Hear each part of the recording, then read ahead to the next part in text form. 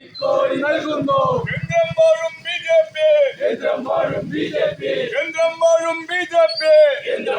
BJP. Narendra Modi സർക്കാരിന്റെ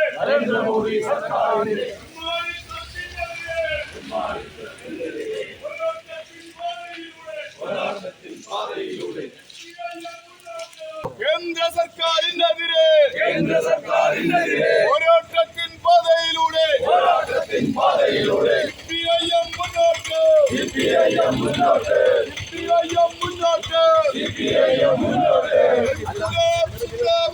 ഇൻക്ലാബ് സിന്ദാബാദ്. CPIM സിന്ദാബാദ്. സർക്കാരിന്റെ കേരള വിരുദ്ധ ബജറ്റിനെതിരെ ഒന്നിച്ചൊന്നായി ഒറ്റക്കെട്ടായി കേരള മക്കൾ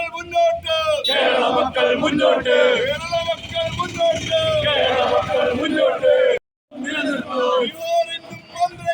ബിഹാറിനും മന്ത്രിക്കും വാരിക്കോരി നൽകിയവർ കേന്ദ്ര ബജറ്റിൽ മിണ്ടിയില്ല. കേരളമെന്ന് മിണ്ടിയില്ല. കേന്ദ്രമന്ത്രി നാണം കെട്ടൊരു BJP. കേരള നാട്ടിലെ BJP. മറുപടി പറയൂ. ഇൻക്ലാബ് സിന്ദാബാദ്. CPIM സിന്ദാബാദ്. കേരള നാടിനെ വഞ്ചിച്ചോ. കേരള മക്കളെ വഞ്ചിച്ചോ. പോരാട്ടത്തിൻ പാതയിലൂടെ CPIM മുന്നോട്ട്. ഇൻക്ലാബ് സിന്ദാബാദ്. CPIM സിന്ദാബാദ്.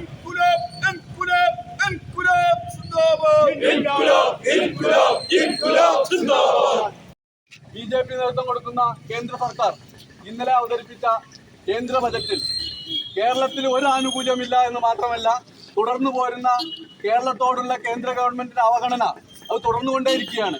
അതിനെതിരെയാണ് CPM-ന്റെ നേതൃത്വത്തിൽ സംസ്ഥാനത്തൊട്ടുക്കെ പ്രതിഷേധ പ്രകടനം ഇന്നും നാളെയും പ്രതിഷേധിക്കണമെന്ന് പാർട്ടി ആഹ്വാനം ചെയ്തിട്ടുള്ളത്. അതിന്റെ ഭാഗമായിട്ടാണ് ഇന്ന് ഈ പ്രതിഷേധ പ്രകടനം സംഘടിപ്പിച്ചിട്ടുള്ളത്. ഇതിൽ പങ്കെടുത്ത മുഴുവൻ പേരെയും സ്വാഗതം ചെയ്യുന്നു. അതുപോലെ തന്നെ ഇതിൽ തുടർന്ന് സംസാരിക്കുന്നതിന് വേണ്ടി പാർട്ടി ഏരിയ സെന്റർ അംഗം സഖാവ് MS-നോട് അഭ്യർത്ഥിച്ചുകൊണ്ട് നിർത്തുന്നു. കേന്ദ്ര ഗവൺമെന്റിന്റെ ബജറ്റ് എന്ന് പറഞ്ഞാൽ കഴിഞ്ഞ 10 വർഷക്കാലത്തെ അനുഭവം നമ്മൾ എടുത്ത് പരിശോധിക്കുമ്പോൾ ഒരു തരത്തിലുള്ള പ്രാധാന്യവുമില്ല എന്നത് കഴിഞ്ഞ കാലഘട്ടങ്ങളിലൊക്കെ ബോധ്യപ്പെട്ടതാണ്. കാരണം നാടിൻ്റെ യഥാർത്ഥ പ്രശ്നങ്ങൾ പരിഹരിക്കുന്നതിന് വേണ്ടിയാണ് കൃത്യമായും വാർഷിക ബജറ്റ് അവതരിപ്പിക്കേണ്ടത്. പഞ്ചവത്സര പദ്ധതിയിലൂടെ നമ്മുടെ നാടിൻ്റെ വികസനം, അതുമാതിരി തന്നെ ക്ഷേമ പ്രവർത്തനങ്ങൾ, പാവപ്പെട്ട ആളുകളുടെ ആനുകൂല്യങ്ങൾ, ഇതൊക്കെ എത്രത്തോളം നൽകാൻ കഴിയുമെന്നതിനെ സംബന്ധിച്ചാണ് ബജറ്റ് കാലയളവിൽ എല്ലാവരുമായും ചർച്ച ചെയ്ത് രാജ്യത്തിന് ഗുണകരമായ രീതിയിൽ ബജറ്റ് അവതരിപ്പിക്കുക. ജനങ്ങളുടെ യാതൊരു പ്രശ്നവും പരിഹരിക്കാൻ താല്പര്യമില്ലാത്ത രീതിയിലാണ് ബജറ്റുമായി മുന്നോട്ട് പോയിക്കൊണ്ടിരിക്കുന്നത്. നാടിൻ്റെ ഒട്ടേറെ പ്രശ്നങ്ങളുണ്ട്.